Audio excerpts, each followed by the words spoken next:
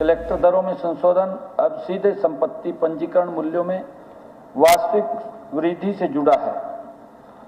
प्रत्येक गांव या कॉलोनी की वृद्धि को ध्यान से दर्ज किया जाता है और तदनुसार अलग अलग स्लैब में कलेक्टर रेट तय की जाती है। किसी भी कॉलोनी में कलेक्टर रेट में 50% से अधिक की वृद्धि नहीं की गई। उदाहरण के लिए चालू वित्त वर्ष में जहां कुछ क्षेत्रों में संपत्ति के बाजार मूल्यों में वास्तविक वृद्धि 500% से अधिक रही, वहीं कलेक्टर दरों में केवल 10% से 50% के बीच ही वृद्धि की गई। इसमें संपत्ति के मूल्यांकन में निष्पक्षता, पारदर्शिता और स्थिरता सुनिश्चित होती है। साथ ही भूस्वामियों और खरीदारों दोनों के हितों की रक्षा भी होती है। यह बात ध्यान देने योग्य है कि स्टाम्प शुल्क का भुगतान करने की जिम्मेवारी संपत्ति के खरीदार की होती है। यह कहना गलत है कि कलेक्टर दर में वृद्धि से संपत्ति की बाजार दर बढ़ जाती है। वास्तव में एक वर्ष के दौरान बाजार दर में वृद्धि के कारण ही राज्य के राजस्व की हानि को रोकने के लिए कलेक्टर दर में वृद्धि आवश्यक हो जाती है।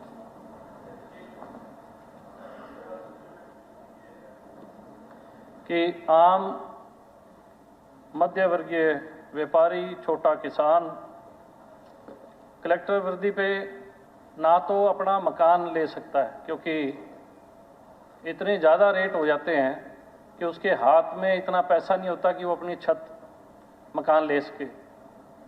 किसान जो हर साल मेहनत करके 1 किला, आधा किला, 7 लगती ज़मीन खरीदता है, इस वृद्धि के कारण उसके हाथ से भी वो अपॉर्चुनिटी चली जाती है कि ना तो किसान ले सकता है, ना शहर का छोटा व्यापारी अपना मकान ले सकता है। इसके साथ साथ जिस गति से हमारे शहर डेवलप हो रहे हैं उसमें छोटी कॉलोनाइजिंग आती है और है, उन पर भी बहुत बड़ा असर पड़ता है जिस हिसाब से इसमें वृद्धि होती है।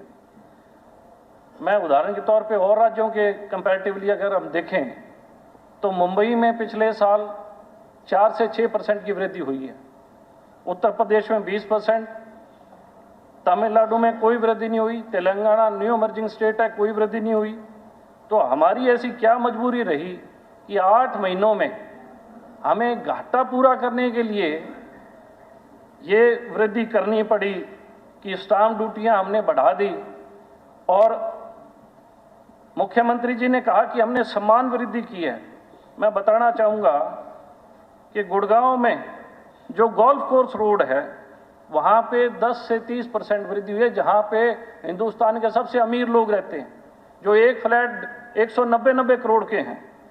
और फतेहाबाद जिला जो है जहाँ टोटल किसानी है, उस जिले में 133% वृद्धि होती है। तो समान वृद्धि कहाँ पे है? इसके साथ साथ मुख्यमंत्री जी ने बताया कि राजस्व गड़बड़ियाँ के लिए हमने ये वृद्धि लागू की है। कोई हरियाणा की तहसील ऐसी नहीं है जिसमें पैसे किसी रजिस्ट्री हो जाए। कोई तहसील अगर गड़बड़ियां रोकनी है तो लोगों पे बोझ डाल के क्यों रोको? आप वहां पे शिकंजा कसो ताकि ये तहसीलदार और ये जो लोग हैं ये करप्शन ना करें और लोगों को सहूलियत मिले। अगर सरकार का राजस्व बढ़ाना है, शराबबंदी का जो माफिया था उसके कारण अगर सरकार को घाटा लगा तो सरकार किसान और छोटे व्यापारियों पे शिकंजा डाल के अपने घाटे को पूरा क्यों करना चाह रही है? कोई और सोर्स ईजाद कर लो। तो मेरा माननीय मुख्यमंत्री जी से ये दरख्वास्त है कि आपने जो इसमें वृद्धि की है इसे आपको वापस लेना चाहिए ताकि छोटा व्यापारी, गरीब किसान उसको फायदा मिले। ठीक,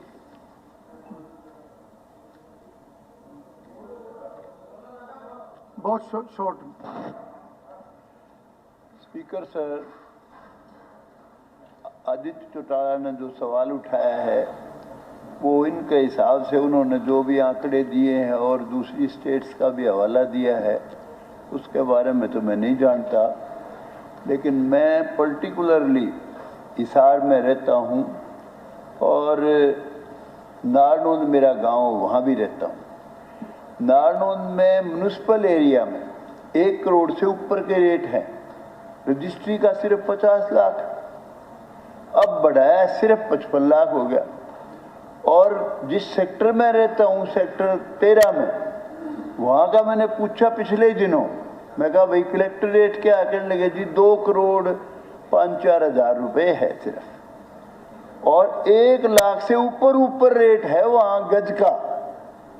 तो मैं ये समझता हूँ जो भी आदमी बेचता है वो आदमी नाजायज पैसा उसको मिलता है। नंबर 2 में अगर कोई छापा मार ले, तू ये पैसा ले कहाँ से, बेचारा बर्बाद हो गया वो, तो सरकार को भी घाटा और लेने वाले को बेचारे को और देने वाले को बेहिसाब। देने वाला तो समझ लो वो जाएगा कहाँ इतने रुपए लेके। इसलिए मैं समझता हूँ वृद्धि को बहुत कम वृद्धि है, ये बहुत और वृद्धि की जाए जिससे सरकार का घाटा रुक सके, ये मेरी सोच है।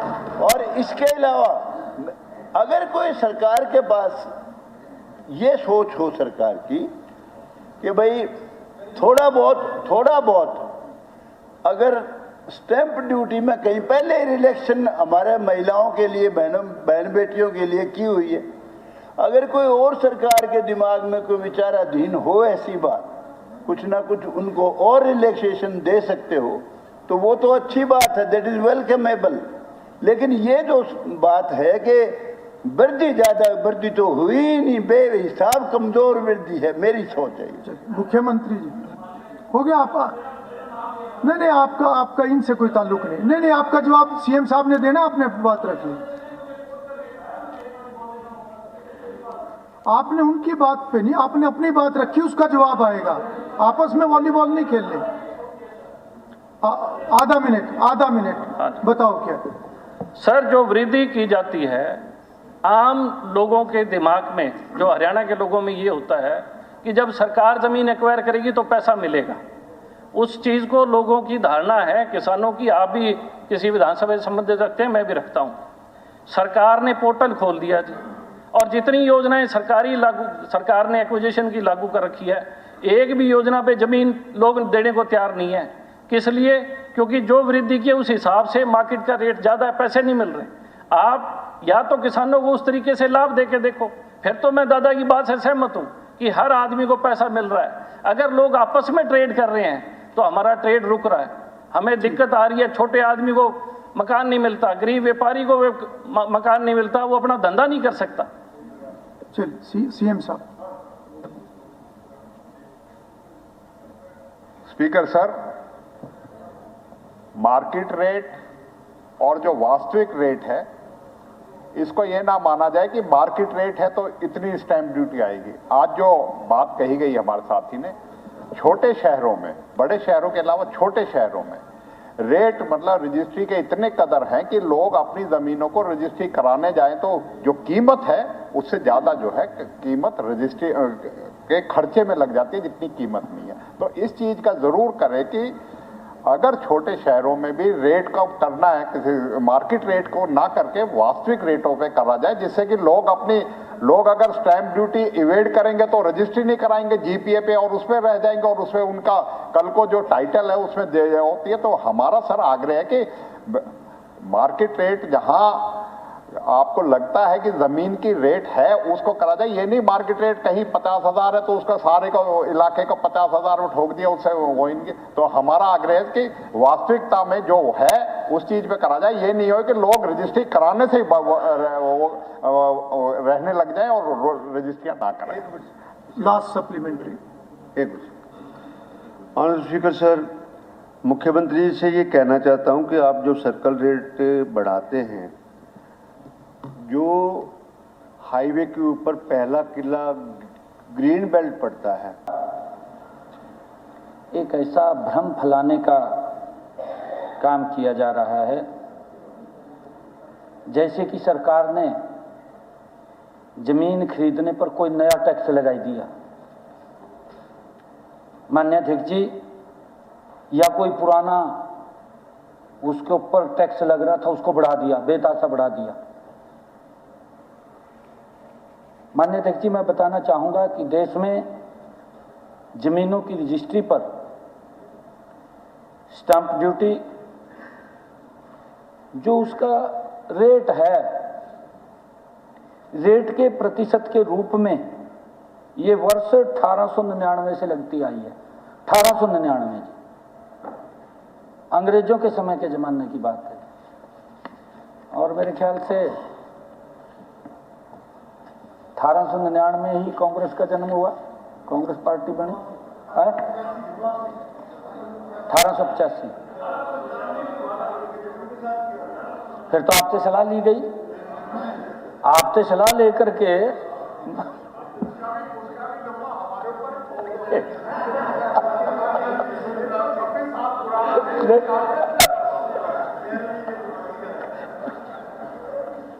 नहीं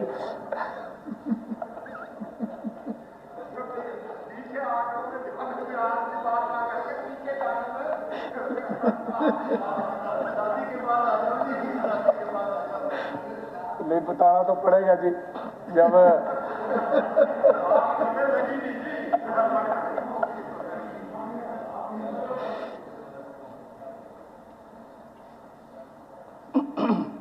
माननीय अध्यक्ष जी, प्रदेश में पहली बार कलेक्टरेट की व्यवस्था 1987 में लागू की गई।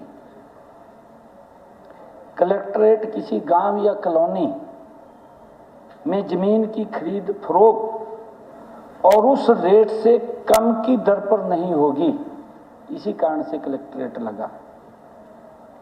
और अगर हो भी तो स्टंप ड्यूटी कलेक्टर रेट की दर पर ही ली जाएगी अगर कोई रेट कम होता है। और इसके तहत ही जिला उपायुक्त साल में 2 बार हर साल अपने सर्कल के कलेक्टर रेट निर्धारित करते थे। हमारे डीसी महोदय करते थे।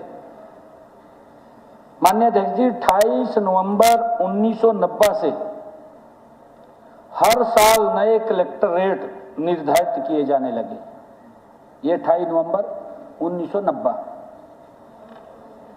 यह प्रक्रिया सभी से चली आ रही है। तब से लेकर के आज तक सरकार ने हर साल हर जिले में कलेक्टर रेट बढ़ाए हैं। माननीय अध्यक्ष जी, मैं बताना चाहूंगा, आदित्य जी को ये समझना भी चाहिए, मैं इसकी पूरी डिटेल लेकर के आया हूं क्योंकि बहुत ज़्यादा रौला पड़ा है जी, रेट बढ़ गए, कलेक्टर रेट बढ़ गए जी, इतना दबाव हो गया जी, इतना हो गया। अभी भी कहा गया हमारे बत्रा जी द्वारा। माननीय अध्यक्ष जी, 2004 से 2014 और 2014 से 2025 कितने कलेक्टरेट बढ़े हैं? 2004 से 2005 माननीय अध्यक्ष जी 23.84% की वृद्धि हुई। 2004 से लेकर के 2005 23.84%। अगर दूसरी तरफ देखें 2014 से 2015 9.60% की वृद्धि हुई। माननीय अध्यक्ष जी, अगर दूसरे साल का देखें 2005 से 2006 कलेक्टरेट में वृद्धि हुई 24.8% की। और अगर दूसरी तरफ देखें 2015 से 2016 माननीय अध्यक्ष जी वृद्धि हुई है 11.31% की। माननीय अध्यक्ष जी 2006 से 2007 कलेक्टरेट में वृद्धि की गई 32.58% की। और 2016 से 2017 दूसरी तरफ अगर देखें इसका 6.66%। माननीय अध्यक्ष जी 2007 से 2008 कलेक्टरेट में वृद्धि हुई 23.74%। अगर दूसरी तरफ देखें 2017 से 2018 वृद्धि हुई 5.11%। माननीय अध्यक्ष जी, 2008 से 2009 कलेक्टर में वृद्धि हुई 29.28%। और अगर दूसरी तरफ देखें 2018 से 2019 6.53। माननीय अध्यक्ष जी, 2009 से 2010 20.83% की वृद्धि हुई और 2019 से 2020 4.43% की वृद्धि हुई। माननीय अध्यक्ष जी, 2010 से 2011 कलेक्टरेट में वृद्धि हुई 22.78% और 2020-2021 वृद्धि हुई 4.45%। माननीय अध्यक्ष जी, 2011 से 2012 हमारे विपक्षी दलों की सरकार थी, जो मैं पढ़ रहा हूं, 31.32% और 2021 से 2022 वृद्धि हुई 7.32%। 2012 से 2013 26.92% और 2022 से 2023 11.18%। माननीय अध्यक्ष जी, 2013 से 2014 वृद्धि की 15.71%, 2023 से 2024 हमारे समय में भी 13.19% की वृद्धि हुई। माननीय अध्यक्ष जी, अगर हम पूरा 10 साल का इसका रेट निकालें, 10 साल के अंदर इनके द्वारा जो वृद्धि की गई वो 25.11%, और अगर हमारा 25-26 में जोड़ लिया जाए माननीय अध्यक्ष जी, ये वृद्धि बनती है 9.69%। मैं पूछना चाहता हूं कि तब गरीब कहां थे? उनको क्यों मकान नहीं मिलता था? क्या दिक्कतें थी? ये हमें देखना चाहिए। माननीय साल में फलाने साल में हमारे आखिरी साल के वृद्धि की ना आपके कितनी वृद्धि? नहीं, मैं उसका एक रेट निकाला। सवाल तो आपका है। अभी 2025-26 का मैं बता रहा हूं जी। हाँ, 2025 का बताओ ना। 2025-26 का 20.49%। ये क्यों बढ़ाई? अभी हमारे राम कुमार गौतम जी ने अभी ये बात कही कि ये कम है, इसको और बढ़ाया जाए। मैं बताऊंगा जी माननीय अध्यक्ष जी, आपको आगे बताने वाला हूं मैं इसके बारे में भी, क्यों बढ़ाई गई है और क्या सरकार का हेतु है। माननीय अध्यक्ष जी, पहली बात तो मैं स्पष्ट करना चाहता हूं कि हमने रजिस्ट्री पर कोई नया टैक्स नहीं लगाया, जो ये बात कह रहे हैं, क्योंकि स्टैंप ड्यूटी 2008 में 2% तो विकास के लिए आपने उसके ऊपर अलग रेट लगाया था, 3 और 5% की उसकी ड्यूटी थी, स्टैंप ड्यूटी।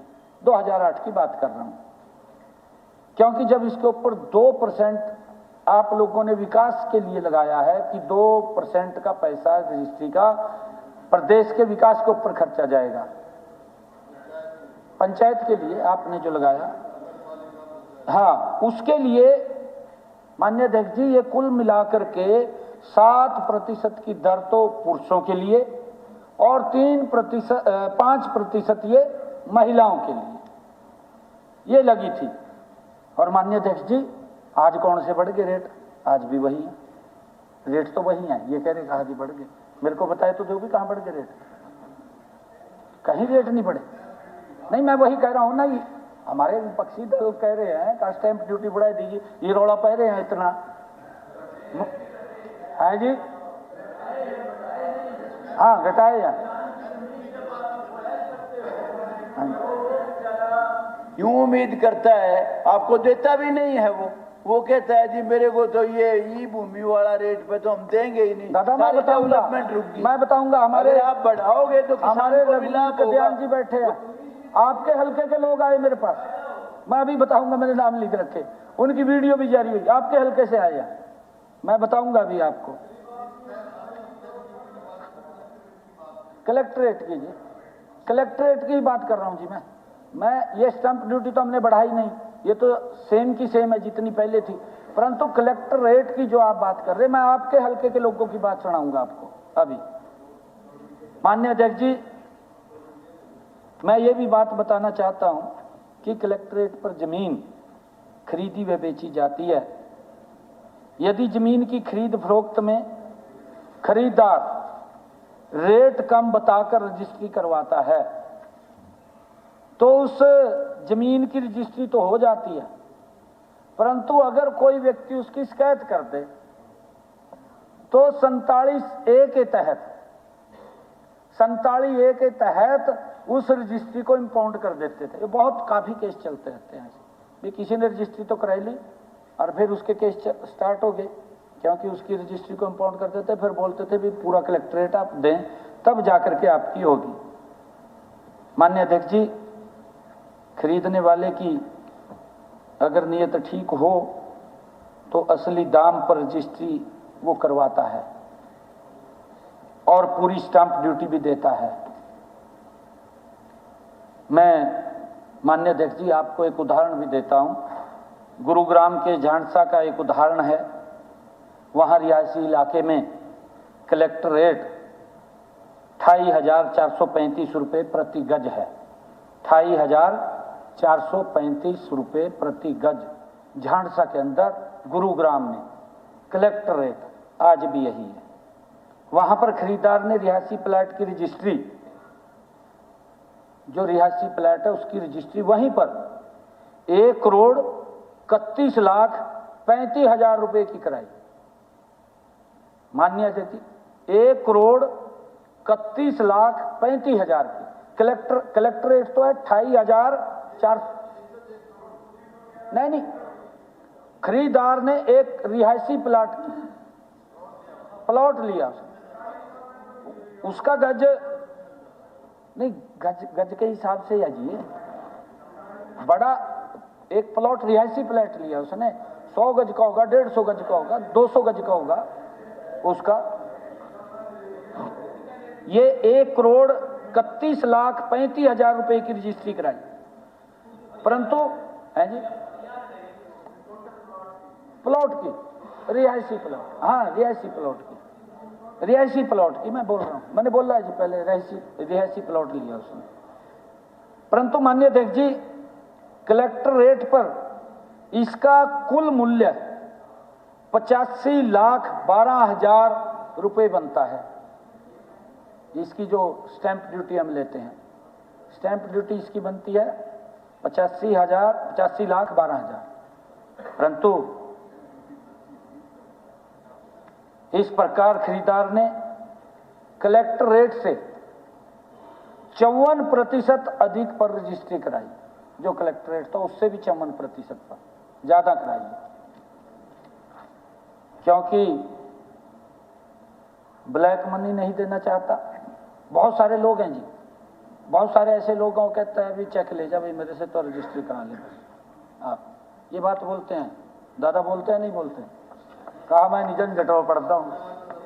नहीं, नाना तजर्बा तो राम को और गौतम जी को है, जो बोल रहे थे भी अगर कहा फंस गया कहां से करागा।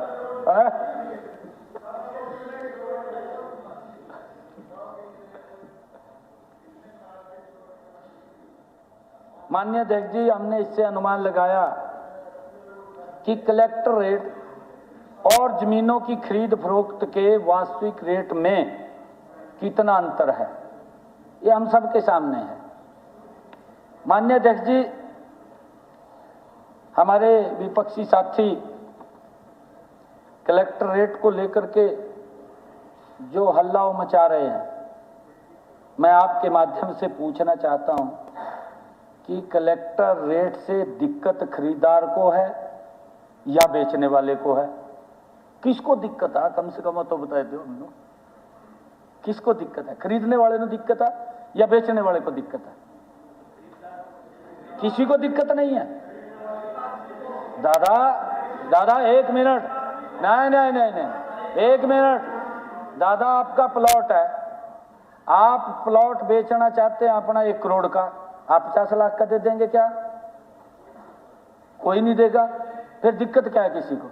अगर उसका जो रेट है वो तो रेट आपने देना है, उस रेट में आप देंगे, उससे कम में नहीं दे सकते आप। और खरीदने वाले को भी दिक्कत नहीं है। इतना का है कि जो नंबर 2 में पैसा देता है उस नंबर 2 को बंद कर दिया, भी आप नंबर 1 में पैसा दें। और यही बात रामकुमार गौतम जी ने कही कि इसके रेट और बढ़ाएं। और यही बात आपके हलके से जो आए किसान, उन्होंने कहा कि हमारी जमीन के कलेक्ट्रेट कम है, आप इस रेट को बढ़ा दीजिए। ये बात अभी कही मेरे को आकर के उन्होंने।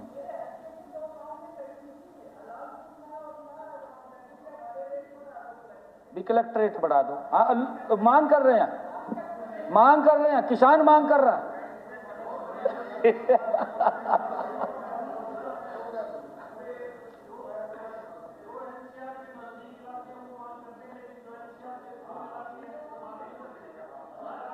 एनसीआर के मांग कर रहे हैं, एनसीआर के भी मांग कर रहे हैं। माननीय अध्यक्ष जी, जहां तक मेरे ध्यान में है, बेचने वाले को इसमें कोई परेशानी नहीं है, क्योंकि पिछले दिनों मैं यही बात कर रहा था, मुझे कई गांव के किसान मिले। लगेगा बेचने वाले पर ही कैपिटल गेन टैक्स लगेगा। नहीं, वो बात ठीक है। नहीं नहीं नहीं, देखिए उसके अंदर जो रेट तय हुआ है, जो रेट तय हुआ उस रेट के अंदर ही वो उसको खरीदेगा, लेगा। इससे उसका फर्क नहीं पड़ रहा है कुछ भी।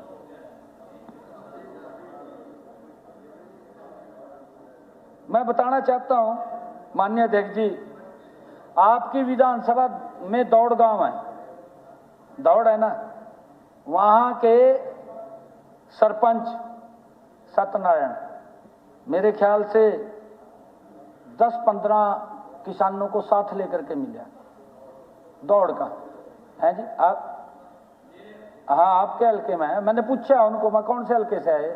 कहा बेरी से आए। मखा तो दादा बनी गए थे। मखा उसको बताना चाहिए था जयका न चाहे पलाइया। ना ना, ऐसा नहीं, ऐसा तो कोई नहीं कह सकता जी, ऐसा नहीं कह सकता कोई।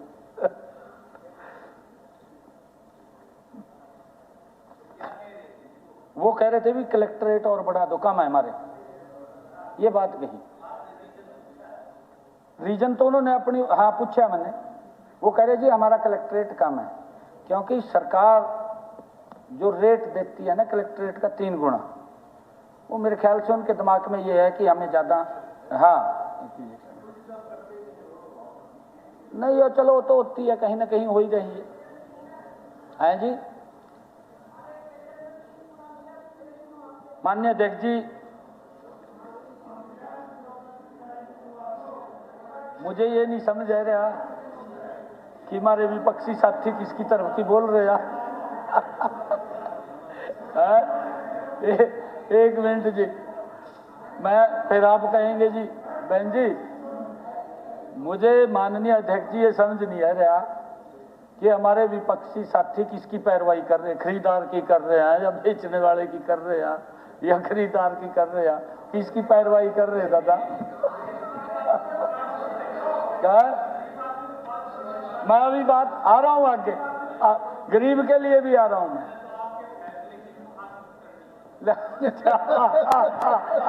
ये बात है, ये बात है।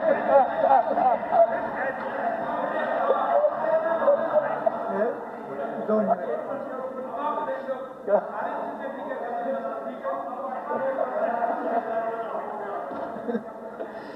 मुख्यमंत्री जी एक मिनट, मैं सदन की जानकारी के लिए बताना चाहता हूं कि द E5 स्कूल गढ़ी हांसी जिला हिसार के विद्यार्थीगण तथा अध्यापकगण आज सदन की कार्रवाई देखने के लिए दर्शक दीर्घा में उपस्थित हैं।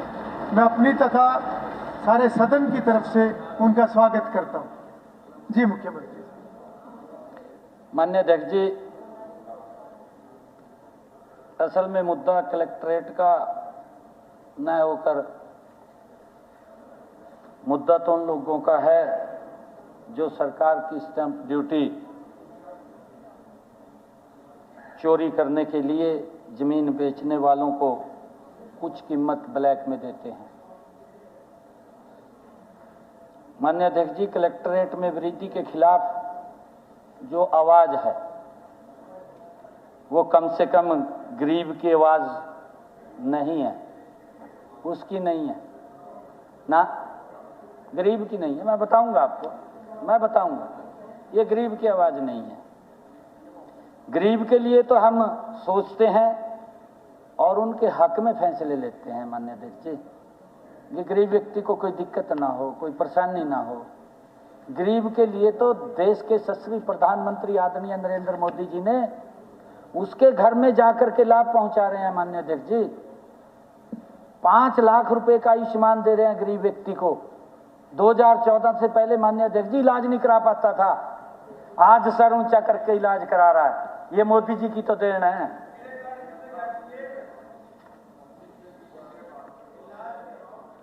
माननीय अध्यक्ष जी, मैं बताना चाहूंगा कि हमने गौशालाओं की जमीन की खरीद फरोख्त पर हमारी सरकार ने 2019 में स्टैंप ड्यूटी घटा करके, जो स्टैंप ड्यूटी लगती थी उसको 1% किया और अब 2025 में हमने उसको 0 कर दिया। गौशालाओं की जमीन तो कोई पैसा नहीं लगता, स्टैंप ड्यूटी को 0 कर दिया। माननीय अध्यक्ष जी, वास्तविकता यह है कि कलेक्टरेट का संशोधन एक नियमित प्रक्रिया है जो हर साल बाजार मूल्य के अनुरूप पारदर्शी तरीके से की जाती है। ऐसा नहीं है कि हमने ये पहली बार किया, हर वर्ष मैंने वो पढ़ा है पूरा का पूरा 2004 से लेकर के हर एक साल का मैंने वो बताया पढ़ करके।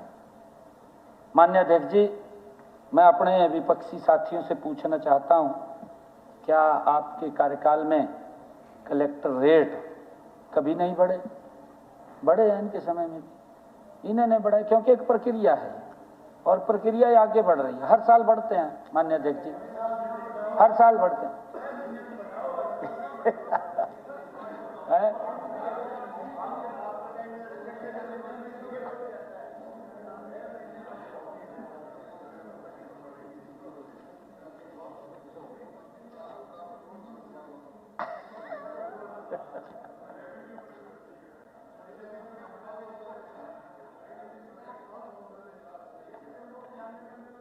माननीय अध्यक्ष जी,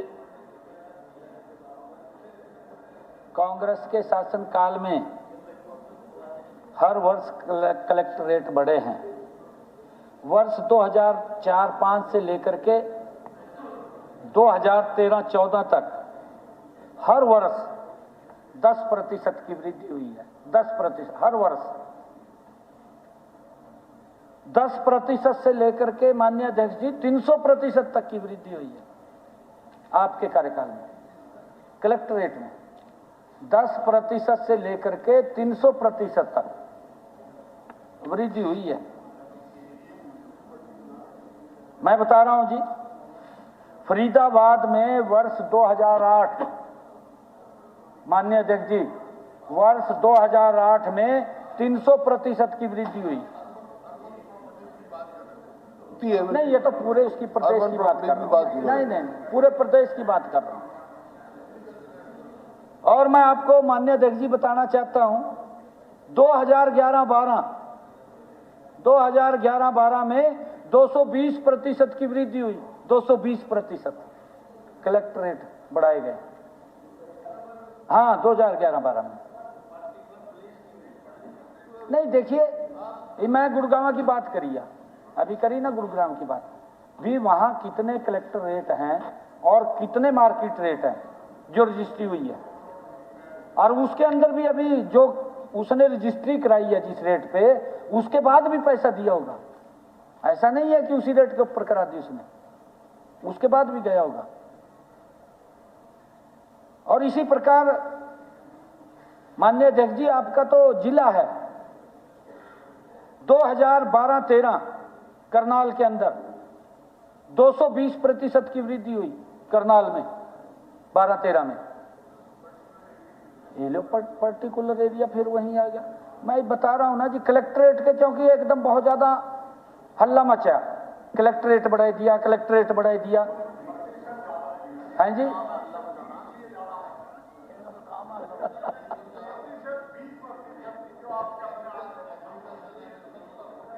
नहीं, वो किसान बोल रहे हैं जी, वो उसके लिए हम कर रहे हैं अभी, मैं बताऊंगा जी। आदमी फैक्टर होता है, ये बात भी ठीक है। दो बातें सिर्फ है कि आपने पहले तो 1-1%, 2-2% बढ़ाई, अब 7%। और सेकेंडली जो मेन प्रॉब्लम ये है कि गांव के अंदर आपने सर्कल रेट जो एग्रीकल्चर लैंड का रखा हुआ है, एक्चुअल में उसकी कीमत नहीं है उतनी। इस कई जगह इस बात की अनोमली है। मेन तो सीधी बात है, गांव के अंदर अगर 25 लाख का रखा हुआ है तो 25 लाख का उसका किला बिकता नहीं है, पर उसका हुआ बिकता है। नहीं, मैं पटेल जी आप एक मिनट, ना मैं बताता हूँ। मान्य देखिए, एक मिनट, बत्रा जी आप बैठिए। नहीं, बत्रा जी, मैं बताता हूँ। माननीय अध्यक्ष जी, बत्रा जी जो कह रहे हैं, एक बात बिल्कुल सच है। मैं बता रहा हूं कि पिछली सरकारों में, इनकी सरकारों में कलेक्टर रेट तय करने का कोई केंद्रीय फार्मूला नहीं था। जो ये बात कर रहे, कोई फार्मूला हो तो बताओ भी, हमने ये फार्मूला तय कर रखा था। नहीं कहता कानून कहा था, लठ मार था आपके यहाँ तो।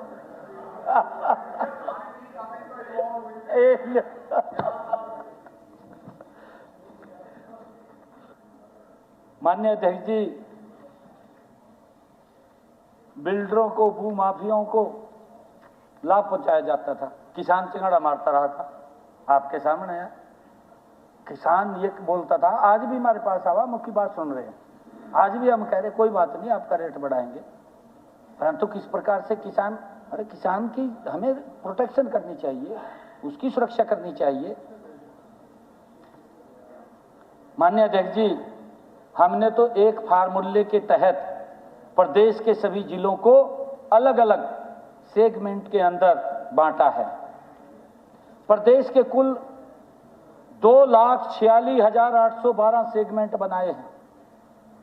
बत्रा जी, 2,46,812 सेगमेंट जो आप कह रहे हैं, अलग अलग छोटे छोटे क्लस्टर बनाए। इसका रेट क्या है, इसका रेट क्या है, इसका रेट क्या है। जमीन की अलग अलग नेचर है, अलग अलग नेचर के बाद उसका अलग अलग वैल्यू है। हमने प्रदेश के अंदर 2,46,800 सेगमेंट में से 72.1% सेगमेंट में कलेक्टर रेट केवल 10% की वृद्धि हुई है। मान्य अध्यक्ष, केवल 10% की। ये 72 नहीं, फिर बताना तो पड़ेगा ना जी।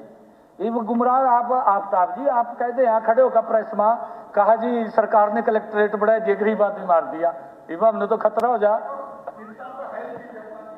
नहीं, फिर हम तो ठीक कर रहे हैं ना जी, मैं बता रहा हूं जी, आप पूरा पढ़ते नहीं है, आप तो बस हवा बढ़ावा अपनी।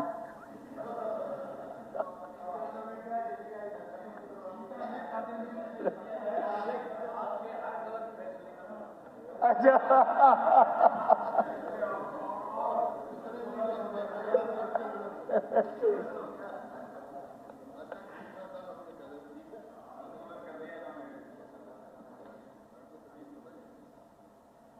आदरणीय अध्यक्ष जी, यह बदलाव एक डेटा आधारित और तर्कसंगत फार्मूले पर आधारित है। इसमें हर सेगमेंट का शीर्ष 50% रजिस्ट्रियों का विश्लेषण किया गया है।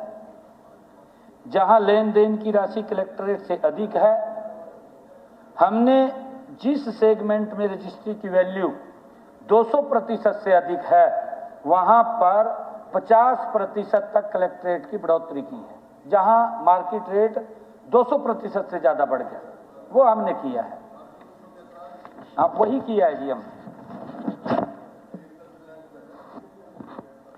माननीय अध्यक्ष जी, बढ़े हुए कलेक्टर रेट 1 अगस्त से पूरे प्रदेश में लागू कर दिए गए हैं। मैं ये भी बताना चाहूंगा कि 1 अगस्त से लेकर 20 अगस्त तक पूरे प्रदेश में कुल 41,476 रजिस्ट्रियां हुई। इनमें से राज्य को कुल 722 करोड़ 58 लाख रुपए की स्टैंप ड्यूटी प्राप्त हुई। माननीय अध्यक्ष, ये जब से हमने लागू किया 1 अगस्त से लेकर के 20 अगस्त तक, अभी ये अगस्त ही चल रहा है, इसका 1 अगस्त से लेकर के 20 अगस्त तक 722 करोड़ 58 लाख, जिसमें 41,476 रजिस्ट्रियां हुई, इतने की स्टैंप ड्यूटी आई है एक छोटे से पीरियड के अंदर। माननीय अध्यक्ष जी, इसमें 10% सेगमेंट में 22,959, 15% सेगमेंट में 7,959, 20% सेगमेंट में 5,243 और 30% सेगमेंट में 2,846 और 40% सेगमेंट में 862 तथा 50% सेगमेंट में 1,607 रजिस्ट्रियां पिछले 20 दिनों में हुई है। अलग अलग हमने एक फार्मूला तय किया माननीय अध्यक्ष जी, और उस फार्मूले के तहत हम किसी के ऊपर कोई दबाव नहीं है, एक एक व्यक्ति को उसकी जमीन का कलेक्टरेट क्या है हमने वो तय किया है। माननीय अध्यक्ष जी, इसके बावजूद अधिकांश स्थानों पर कलेक्टर रेट अब भी बाजार मूल्य से काफी कम है, बाजार मूल्य से अब भी कई स्थानों के ऊपर अभी भी कम है, बहुत जगह है।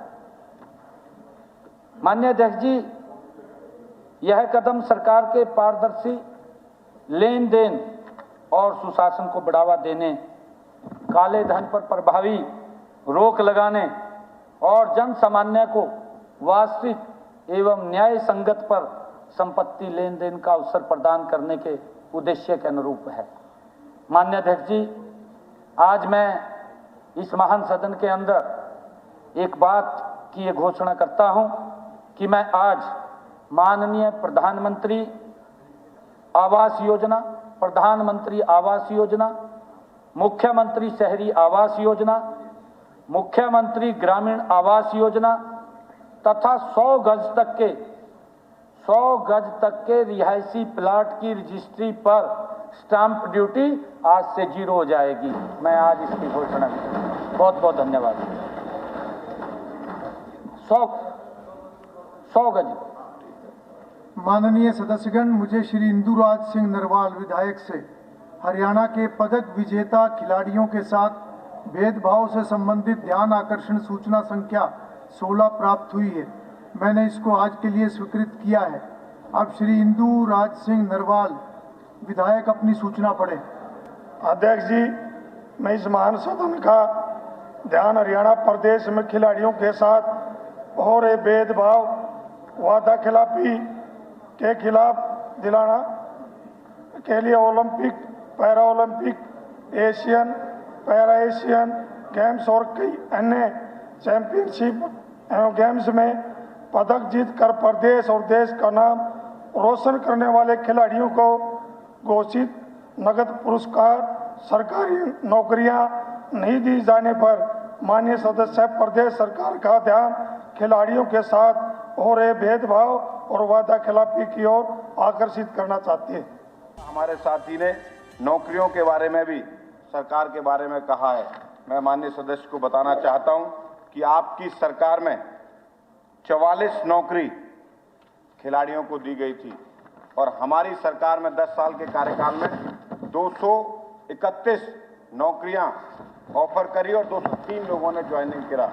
इस प्रकार की नीति, खेल नीति माननीय मुख्यमंत्री जी के नेतृत्व में चल रही है, जिसकी सराहना पूरे देश और दुनिया में की जा रही है। मैं माननीय सदस्य को एक बात की जानकारी और देना चाहता हूं कि खिलाड़ियों के बारे में जब उन्होंने बात रखी है तो जो प्रिपरेशन के लिए खिलाड़ी सिलेक्ट होते हैं, पहले आपकी सरकार में 0 उनको प्रिपरेशन के लिए दिया जाता था, लेकिन हमारी सरकार ने ओलंपिक्स और पैरा ओलंपिक्स खिलाड़ियों के लिए 5 लाख रुपए, Asian games, Asian para Olympic खिलाड़ियों के लिए 2.5 लाख रुपए, कॉमनवेल्थ गेम्स के लिए 2.5 लाख रुपए और दिव्यांग खिलाड़ियों के लिए 1 लाख रुपए का प्रिपरेशन के लिए पैसा देने का माननीय मुख्यमंत्री जी के नेतृत्व की सरकार ने किया है। मैं इस बात का जवाब आदरणीय सदस्य को देना चाहता हूं। इंदुराज। अध्यक्ष जी, मंत्री जी ने जो जवाब दिया इसके लिए मैं संतुष्ट नहीं हूं।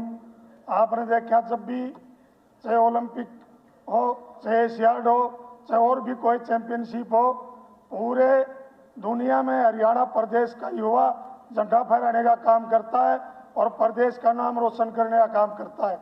और पूरे देश में सबसे छोटा राज्य हरियाणा प्रदेश है। जब हमारी सरकार थी 10 साल, आदरणीय हुड्डा साहब जब मुख्यमंत्री थे, तो आपने देखा कि पदक लाओ पद पाओ की नीति जब लेके आए तो हरियाणा प्रदेश के युवाओं में एक बहुत बड़ा हौसला हुआ और बहुत सारे खिलाड़ियों ने अपने गेम शुरू किए। और उसकी देन है कि आज जो हमारे हरियाणा प्रदेश के खिलाड़ी आज दुनिया में देश और प्रदेश का नाम ऊंचा करने का काम किया। लेकिन जब 2014 के बाद बीजेपी की जब सरकार बनी तो पदक लाओ पद पाओ की नीति को बंद करने का काम किया। और मैं आपको बताना चाहूँगा कि हमारे पड़ोसी राज्य उत्तर प्रदेश की अगर मैं बात करूँ तो हुड्डा साहब की जो नीति थी पदक लाओ पद पाओ, वो आज यूपी में लागू है और हमारे यहाँ उस नीति को बंद करने का काम किया। और उसका ये कारण है कि आज हमारा हरियाणा प्रदेश का युवा बेरोजगार और नशे की तरफ चला गया। आज हरियाणा प्रदेश में जब नौकरियों की हमारे खिलाड़ियों की बात आती है तो उन्होंने हरियाणा प्रदेश की सरकार ने जब 2014 के बाद अपनी नीति बदली और उस नीति के तहत जो सरकार खिलाड़ियों को आवेदन के लिए कहा गया तो 10 खिलाड़ी ऐसे हैं उन्होंने उस आवेदन किया गया और आवेदन करने के बाद उन खिलाड़ियों को उन नौकरियों पर आज तक ज्वाइन नहीं कराया गया। अगर उन खिलाड़ियों को मैं आप नाम भी बता सकता हूं। और 2023 में जब कोर्ट में उन्होंने आसरा लिया, हाई कोर्ट का भी आदेश आया, आज तक भी उन खिलाड़ियों को नौकरियों पर ज्वाइन कराने का काम इस सरकार ने नहीं किया। और ना ही सरकार ने आज तक उन 10 खिलाड़ी, उनका नाम बताऊंगा, प्रियंका, अनूप कुमार, पूजा, जगपाल, नवीन कुमार, विकास कुमार, अनूप, दीपक, प्रवीण, जसबीर, ये खिलाड़ी आज भी कोर्ट के आदेश के बाद भी इन खिलाड़ियों को ज्वाइन नहीं कराया गया। और रही पुरस्कार की बात, मेरे को जो हरियाणा प्रदेश के जो खिलाड़ी थे शूटिंग के वो मिले, उन्होंने मेरे को ज्ञापन दिया। उन्होंने जो खेल विभाग को खिलाड़ियों को 2021 और 22 के पदक लाए, उन्हें आवेदन जारी किए, मांगे गए। प्रदेश में 62 शूटिंग खिलाड़ी ऐसे हैं जिन्होंने आवेदन के बावजूद कैश अवार्ड आज तक नहीं दिया गया। इन 62 खिलाड़ियों में ओलंपिक खिलाड़ी भी शामिल है। प्रदेश से अपना सप्लीमेंट्री है जी। उन खिलाड़ियों को आज तक 62 ऐसे खिलाड़ी हैं जिनको आज तक कैश अवार्ड नहीं दिया गया और उनको सरकारी नौकरी नहीं दी गई, आज दर दर भटक रहे हैं। मैं अध्यक्ष जी आपके माध्यम से कहना चाहूँगा कि जो हमारे सरकार के वक्त पदक लाओ पद पाओ की नीति थी, जो हुड्डा साहब की नीति थी, जिसके बल पर आज हरियाणा प्रदेश नंबर 1 जो खिलाड़ी बनने का काम किया और विदेशों में झंडा फहराने का काम किया। जैसे हमारे डीएसपी की अगर मैं बात करूँ, हरियाणा पुलिस में 1.5 दर्जन के करीब डीएसपी भर्ती किए गए, 26-27 के करीब सब इंस्पेक्टर और इंस्पेक्टर भर्ती किए गए। मैं चाहूँगा कि खिलाड़ियों को उसी तरह मान सम्मान देकर बढ़िया डीएसपी और इंस्पेक्टर लगाने का भी सरकार काम करे और जो बकाया जो राशि है जिन खिलाड़ियों की उनको भी राशि देने का काम करे। मेरी आपके माध्यम से मांग। मंत्री जी। माननीय अध्यक्ष जी, माननीय सदस्य ने जो बात कही इसमें कोई दो राय नहीं है कि भारत के में 2% का हरियाणा और दुनिया में हरियाणा का नाम रोशन कर रहा है खेल के क्षेत्र में। लेकिन मैं माननीय सदस्य को पहले भी बता चुका हूं कि आप जिस सरकार की बात कर रहे कि उस सरकार में इतना कैश अवार्ड दिया गया, मैंने तो अमाउंट के साथ आपको बताया है 10 गुना से ज़्यादा अमाउंट नगर कैश से नाम हमारी सरकार ने दिया है। और पॉलिसी की बात रही, आपकी सरकार में गोल्ड जीतने वाले को 5 करोड़ देते थे, हमारी सरकार में 6 करोड़ रुपए देते हैं। हमारी सरकार, आपकी सरकार में सिल्वर जीतने वाले को 3 करोड़ देते थे, हमारी में 4 करोड़ देते हैं। आपकी में ब्रॉन्ज जीतने वाले को 2 करोड़ देते थे, हमारी में 2.5 करोड़ देते हैं। और आपका पार्टिसिपेशन में 11 लाख था, हमारा 15 लाख है। ये ओलंपिक्स गेम की बात है। एशियन गेम्स में आपका गोल्ड में 2 था, हम 3 करोड़ देते हैं। आप सिल्वर में 1 देते थे, हम 1.5 देते हैं। आप ब्रॉन्ज में 50 देते थे, हम 75 देते हैं। आप पार्टिसिपेशन में 5 देते थे, हम 7.5 लाख देते हैं। हमने हर प्रकार से खिलाड़ियों की मान सम्मान के लिए हर प्रकार की सुविधाएं देने के लिए ये सरकार खिलाड़ियों को समर्पित है, खिलाड़ियों के लिए समर्पित है। आपको मैंने नौकरियों के बारे में बताया, 44 नौकरी आप दे पाए पूरे 10 साल के कार्यकाल में, और 231 ऑफर करी, 203 ज्वाइनिंग करी। ये मैं आपको प्रूफ के साथ मैं बात दे रहा हूं कि कितनी नौकरी ज्वाइन करी है। आप सिर्फ कुछ चीजों को ध्यान में रखकर एक भ्रम फैलाते हो, उसके लिए मैं आप सारी चीज क्लियर करता हूं। मैं इस प्रकार कर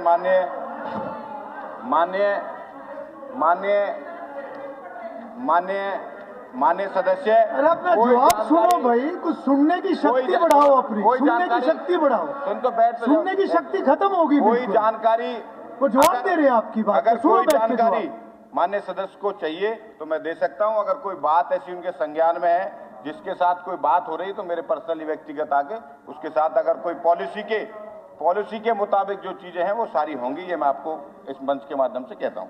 चलिए, सिर्फ मैं एक सवाल पूछना चाहता हूं, आपके समय में कितने डीएसपी भर्ती हुए, कितने इंस्पेक्टर भर्ती हुए?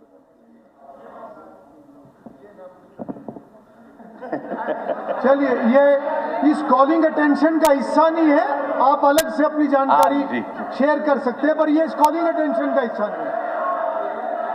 माननीय सदस्यगण, मैं सदन की जानकारी के लिए बताना चाहता हूं कि कैम्ब्रिज पब्लिक स्कूल हिसार के विद्यार्थीगण तथा अध्यापकगण आज सदन की कार्रवाई देखने के लिए दर्शक दीर्घा में उपस्थित हैं। मैं अपनी तथा सारे सदन की तरफ से उनका स्वागत करता हूं। माननीय सदस्यगण, अब एक मंत्री सदन में नेवा पोर्टल के माध्यम से कागज पत्र रखेंगे। अध्यक्ष महोदय, मैं एक प्रस्ताव करना चाहता हूं, अगर आपकी अनुमति हो।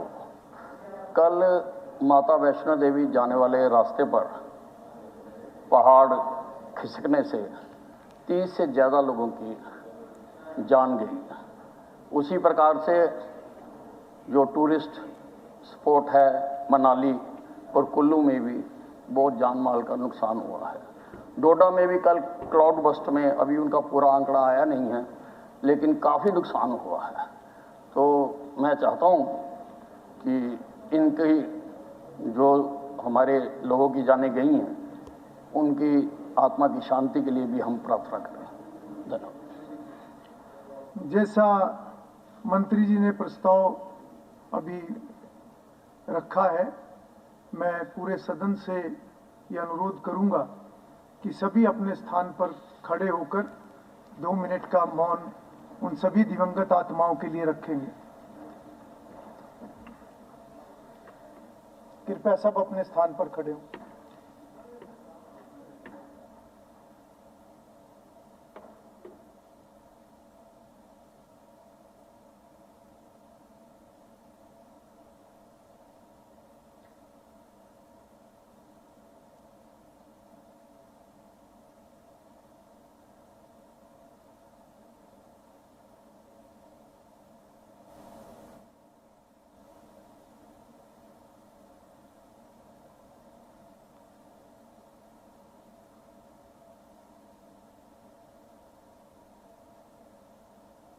ओम शांति।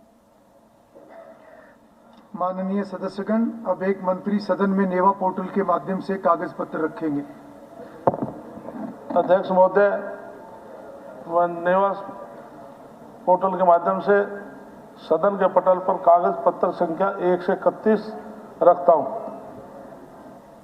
माननीय सदस्यगण, अब माननीय मुख्यमंत्री एक सरकारी प्रस्ताव प्रस्तुत करेंगे।